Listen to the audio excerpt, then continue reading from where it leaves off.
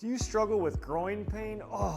Or your adductor muscles are always tight? I'm Dr. Israel, and as someone who treats a lot of sports injuries, specifically groin or adductor strains, I'm gonna show you 3 of my favorite moves that help a majority of my patients so you can start reducing that adductor tension so you can get back to doing the things you love. Now, if you're not familiar with my videos, I like to show 3 movements that go in sequential order of another. The first move, we want to reduce tension in the muscles, specifically the adductors. And the second move, we want to restore motion in the joints that those muscles pass. And then the third movement, we want to reinforce with strength and stability so we can really hold on to those changes for longer periods of time. Now, disclaimer, if you have a lot of groin, hip, or adductor pain, don't be a hero and seek a local movement or medical professional before trying any of these movements. So let's get to it.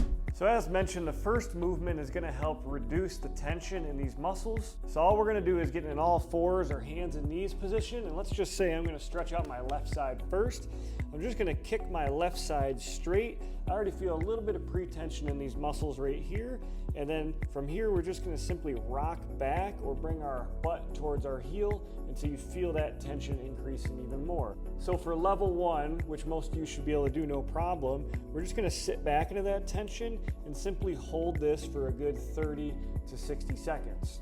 Now, if you get bored sitting into this stretch, you can turn this into a dynamic stretch. So we can start to rock forward and then rock that butt backwards until we feel that tension, hold for a second or two, and then simply rep this out for a good 10 to 15. From the other angle, I'll show my right side. So I'm gonna kick my right leg straight. I already feel a little bit of pre-tension, and I'm gonna turn up that tension by rocking back into my hips even more. Feel a good stretch here. Again, level 1 would just be holding this for a good 30 to 60 seconds. But if this is too easy, we can start to get a little bit more out of it by rocking further into this stretch, like I said, for a good 10 to 15 repetitions. If you feel like it's a really nice stretch, you can sit into this position for a good 5 seconds and then rock back forward. And then you want to see if you can keep going further and further with each repetition. So there's level 1. Again, super quick. We just want to reduce that muscle tension. So then we can get to level 2 where we can start to restore that joint motion. So with our second movement, we're going to be in the same exact position as the first. So I'm on my all fours right now. And then again, I'm going to start with my left side. So I'm going to kick out. And then I'm gonna sit back until I feel that pre-tension. And then from here, what I'm gonna do is think about smashing my foot into the ground with about 20% of my max effort. So I'm gonna do that for a good 7 to 10 seconds.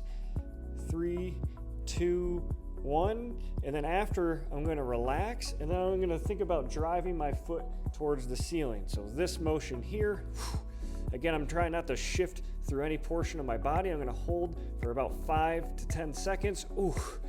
And then I'm gonna relax before I feel like I'm gonna start cramping here. And then I'm gonna simply slide further back into that stretch. Now, if you already loosened quite a bit from the first stretch, you can just simply walk that other side knee out until you feel that tension in that groin again. And then for me, again, rocking back, feel it again. I'm gonna smash foot into the surface or the ground for most of you for a good 5 to 10 seconds. And then I'm gonna relax.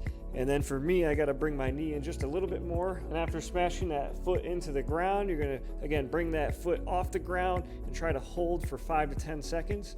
Now, if that's too intense or you feel like you're getting a lot of cramping through your glute area, we could do a similar movement from this quadruped position. So if I'm in my hands and knees here, I could just do some fire hydrants where I think about trying to open up that knee towards the ceiling as much as possible, hold for a good 5 to 10 seconds without trying to shift my body too much, and then bring it right back. So I'll show you my right side from the side angle. So I'm kicking out, feel that pre-tension, rock back until that tension increases, but it's tolerable. And then I'm gonna smash foot into the ground for a good 5 to 10 seconds. Then I relax, and then from here, I'm gonna drive that foot towards the ceiling, hold for about 5 seconds, 10 seconds if you can really hang on. Whew.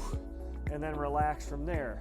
Now, I'm borderline cramping on this side, so if that moves too intense, again from this quadruped position, after doing your stretch through here and driving down, we could simply try to fire hydrant towards the ceiling.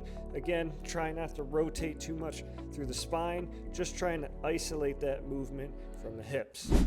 Whew. And I'm already sweating just after those 2 moves, but we're not done yet because we have to reinforce the changes we just made with a really good strength and stability exercise. For the 3rd move, we're gonna do an oldie but a goodie. We're gonna do a Copenhagen plank. So the only thing we need for this is a bench if you're doing this at the gym, or you can just use a chair or a couch at home. What we're gonna do is get into like a side plank position, but we're gonna put that top leg on top of the surface right here. And then we're gonna make sure our shoulder's nice and packed so we don't have any issues there. Then we're gonna bring those hips up. You can tell I'm supporting with this bottom leg until I get in that start position. And then from here, I'm gonna bring that bottom foot up, and then I'm simply just gonna hold for a certain amount of time. What we wanna shoot for is a good 10 seconds if you're a beginner, but as much as 30 seconds if you're more advanced.